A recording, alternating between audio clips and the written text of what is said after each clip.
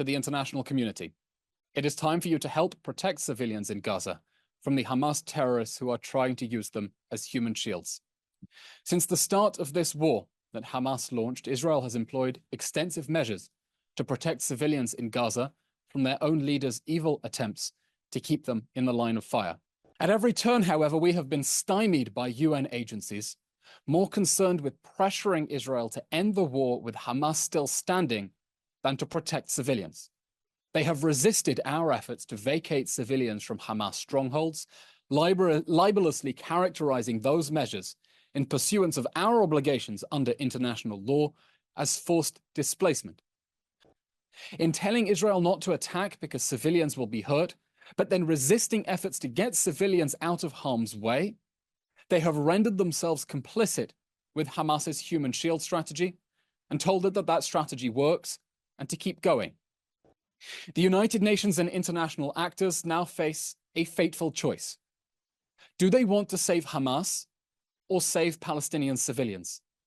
They cannot stop Israel from dismantling the last 4 Hamas battalions in the Gaza Strip and securing the release of the 134 remaining hostages after the October 7 massacre. But the decisions they make now can still protect civilians from the war that Hamas has brought on them.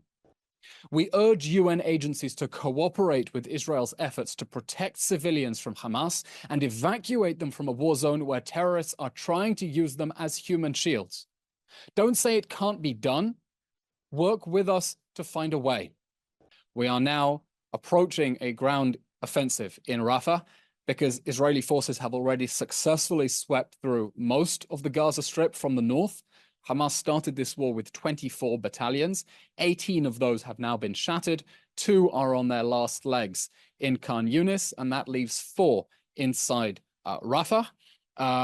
We're talking about 3/4 of Hamas's battalions that have been shattered, therefore, with over 12,000 terrorists who have been killed.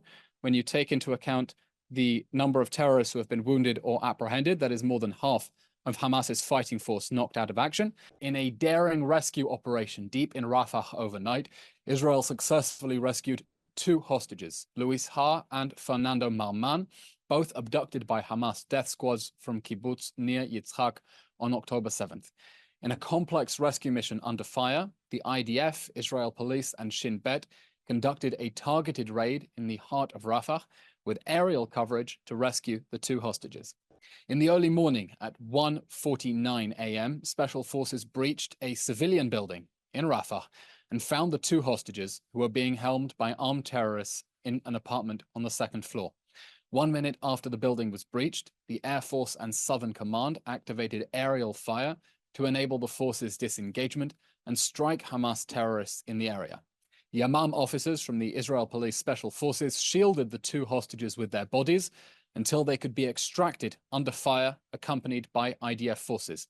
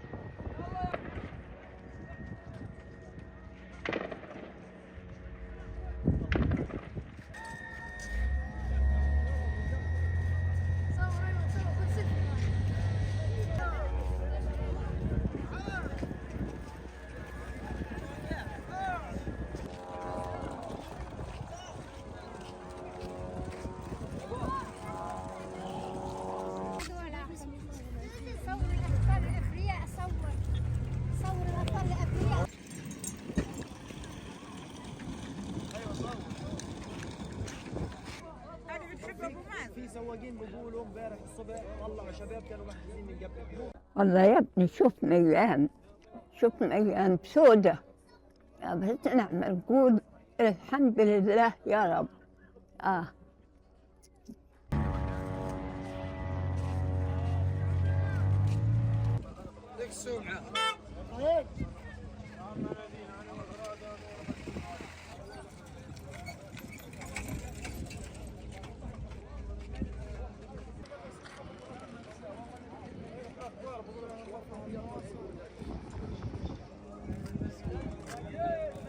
كان نفسي ألعب كرة قدم وجيش الاحتلال ما وفرليش ان نلعب كرة طاولة رجلي. الحمد لله انهجد عقد هيك، اخذوا مني سرقوا مني حلم.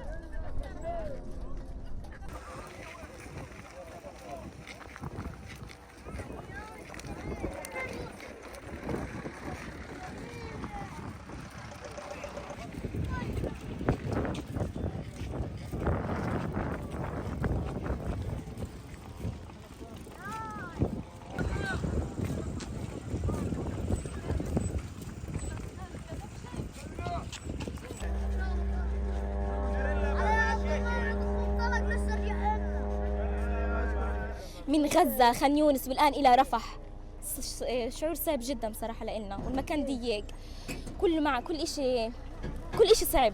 الله يعين هالناس ويعيننا على همومنا. كان عندي أحلام كثيرة إني أكون دكتورة أسنان ناجحة وقوية وواثقة من نفسها وما عندها ولا أي إشي يهزها، وحيضل الحلم هذا وراح أصله بإذن الله. مين هم اليهود عشان يوقفوني عن حلمي؟ مين هم؟